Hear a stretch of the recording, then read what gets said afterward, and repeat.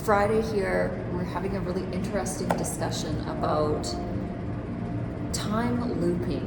Yeah. So, kind of exiting the matrix and how you can kind of get tricked by the notion of past, future timelines because of the way society is set up.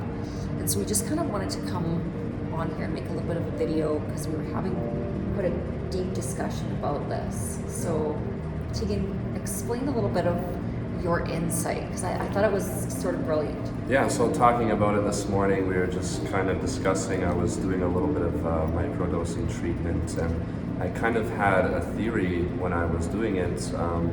It felt kind of like a time loop. I was like, holy shit, like Monday, Tuesday, Wednesday, Thursday, Friday, Saturday, Sunday repeat, and then all of the seasons repeat, and then all of the days, the 365 calendar days repeat, and then all your clock hours repeat.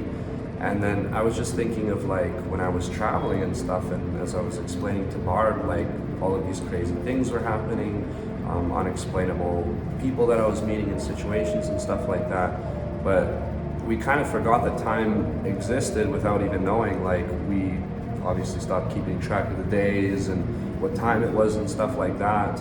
And then we kind of fell out of this pattern that you were explaining of being stuck in like this time loop. Yeah, and in a way it makes so much sense, because from the standpoint of the way that we structure our lives and the way that we so deliberately calculate linear time, it sort of forces our conscious mind out of the now moment. We're always thinking about, well, what's happening next Monday? You know, when is this particular date? Or I have to be here by 12 noon. And again, the way that we just force this conceptual linear time on our consciousness, we are in essence never allowing the beautiful potential of now to exist. 100%, yeah. And if you think of the past and the present and the future, is what it really came down to, is like, okay, so we're supposed to live in the present because living in the present is you're moving on, that gets you to the future.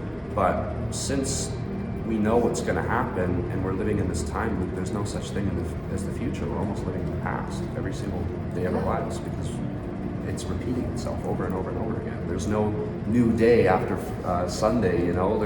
And I was thinking about that. I'm like, why isn't there a day after Sunday that's made up, or after Monday too? Like after all the days, it just repeats itself. So we're living in the past. We're not moving on from this pattern that we're in. Well, and the other thing too is if we take this concept that our consciousness is creating reality because of this predictable future that we are continually assimilating through the consciousness of this kind of time loop structure. Again, that's that linear based construct that we've created for ourselves.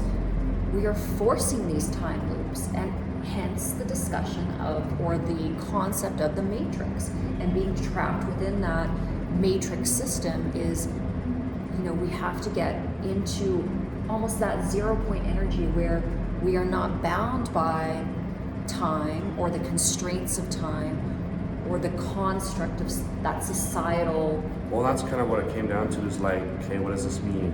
And it kind of like, it's a restrictive, because it's keeping you inside of this loop that keeps you from moving on, keeps you from excelling to the next point, keeps you from, you know, all of these different things, because you're repeating the same day, whether you like it or not. You're living a Monday every single week of your life. Like there's no... Well, you know what to expect. You know what to expect. You know that you're going to show up to work. You know you're going to have your lunch at noon. You're going to go out for a smoke or whatever you're going to do. You're going to drive home, walk your dog, do this. And again,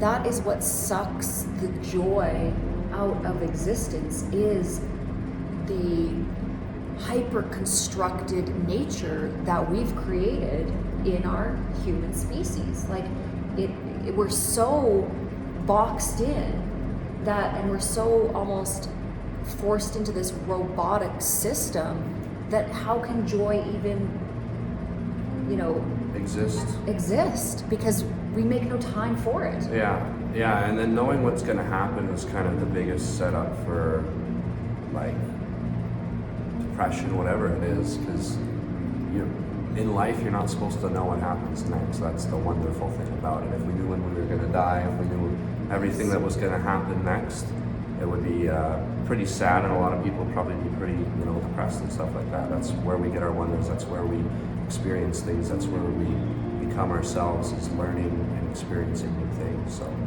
if there's nothing new to experience, then you're supposed to enjoy. Well, you lose that childlike energy, and that's really what, I guess, unification with the divine is. It is remembering that childlike energy, and it's very difficult to do that when we're forced to grow up. Like, essentially, to exit the matrix is to become a little bit like Peter Pan, right? Yeah, and it's nobody's fault that they live like this. It's nobody's fault that they were born into this. It's the way that we live, and it's the way we always have. But there's got to be a point in everybody's life where they question living the same day over and over and over again, the same name of the same years. Everything repeats itself. It's crazy. The year changes, but the days. Yeah, I know, it's the same, and we do it. We tell ourselves we are doing this because we want material things. We want material wealth. We want the house. We want the car. We want all these things. So we're willing to forgo the mysteries and the joy and the adventure because of this, again, structured box life that we feel is the only way society has presented us to live. Yeah. And that can maybe speak a little bit onto why I saw so many people that were so passionate and stuff when I was traveling and stuff, because they weren't living by the time and living by the weeks and stuff like that. They knew what they had to do and they had to provide and stuff like that, but they weren't living by this societal standard.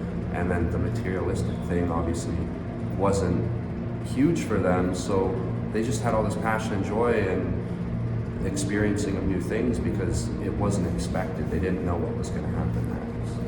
Absolutely. We'll keep this one short, but that's just a little bit of our dialogue we had this morning, and we just felt like we had to jump on and make a video about it. So, All right. Thanks, guys. Have a great weekend. yeah, have a great weekend.